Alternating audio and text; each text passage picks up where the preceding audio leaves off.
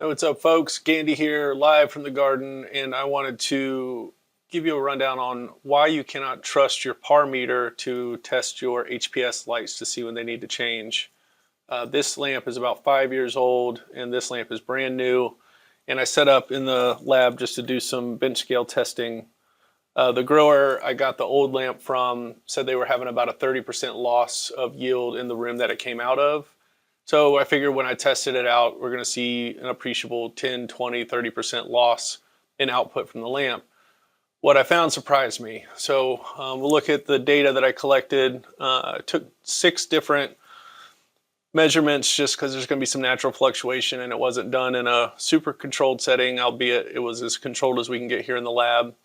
And what I found was, at the height I had it was about a 4-foot mounting height, no reflectance. But anyway, it's standardized data.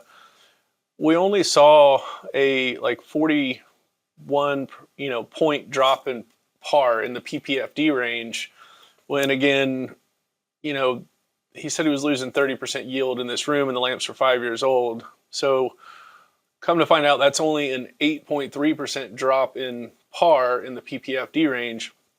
So it was a little surprising, but I knew there was more there. So I looked at another metric that's given on the meter, and that's milliwatts per meter squared.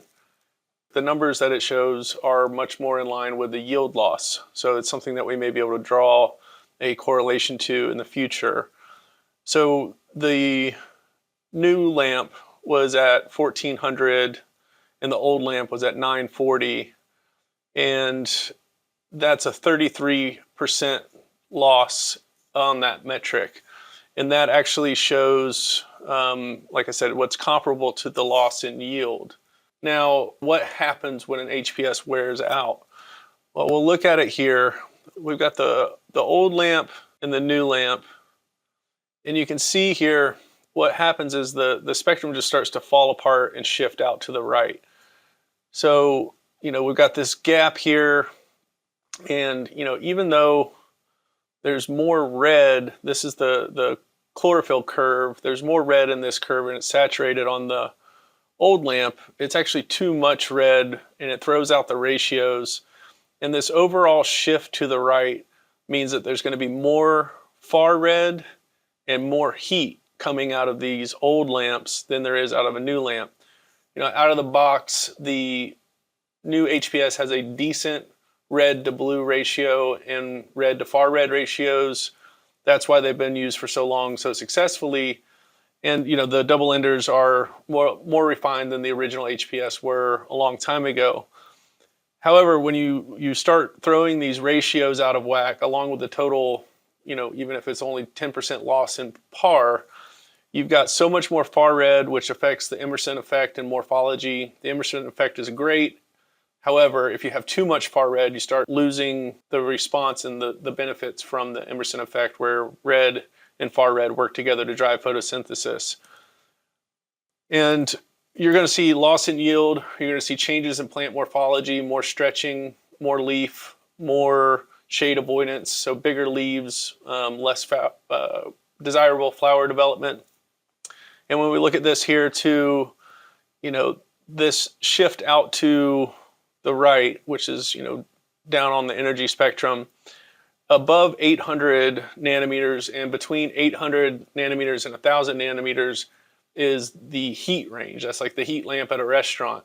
So in effect, you're throwing your ratios out and you're putting more heat on the canopy. So one way to adjust to running older HPS lamps, you might need to actually check your leaf surface temperature and run your rooms at a lower set point to maintain the proper VPD at the leaf level.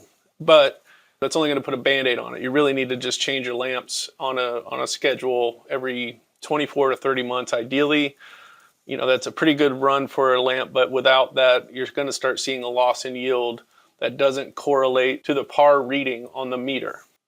So let's look at the numbers here. So the red to far red ratio on the new lamp versus the old lamp. On the new lamp, it's 5.6 reds to 1 far red photon. That's a good ratio. On the old lamp, the worn out lamp, it's 3.3 to 1, and that's a ton of far red. You're going to get a suboptimal performance and plant response at that point. And when we look at the amount of far red in the total amount of energy that's being measured, it's 19.2% in the old lamp, 9% in the new lamp. So that 10% shift, 10% more far red is a 53.4% change. So that's a fundamental change in the quality of the light that's coming out.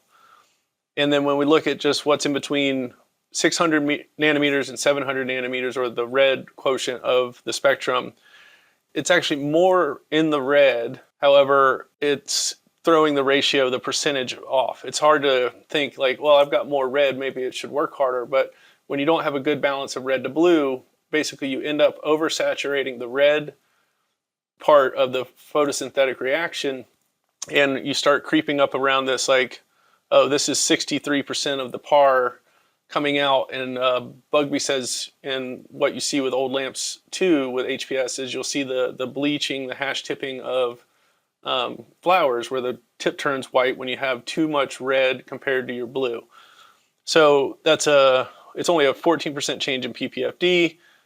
However, it seems weird because the amount of ppfd in that range actually goes up, but it changes the ratio. So it's counterintuitive. And then we've got a 21% change. So that's going to throw your ratios out, and that blue that's left in the lamp, the higher energy photons aren't going to be as balanced in your plant response, thus losing yield, losing quality, and having bad plant response. So the red to blue ratio, again, HPS is skewed just because it's a older technology. You're not engineering the spectrum, but out of the box, you've got a 13:1 red to blue ratio. And then after they wear out, this one is at 16:1 red to blue ratio, which is an almost 19% change. And basically out of the box, it's as close to optimal as it's going to get. And after about 2 years, it really starts to degrade, and you need to be changing your lamps if you're going to keep yields up, you're going to keep quality up. And it's really easy to let it slip, and then it's really easy to let your yields fall off.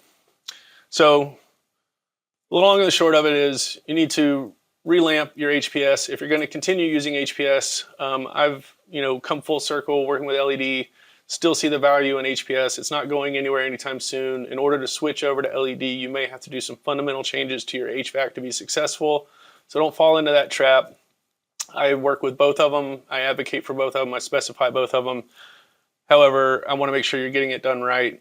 So if you find this helpful, please like, share, subscribe, whatever you got to do to keep the algorithms happy. But more importantly, I hope this helps you out, and check out our Relamp and Relax program. If you are running HPS, we can help you get new lamps and then recycle your old ones, stay in business, stay in compliance, and stay profitable and stay growing. Thanks for watching. Talk to you soon.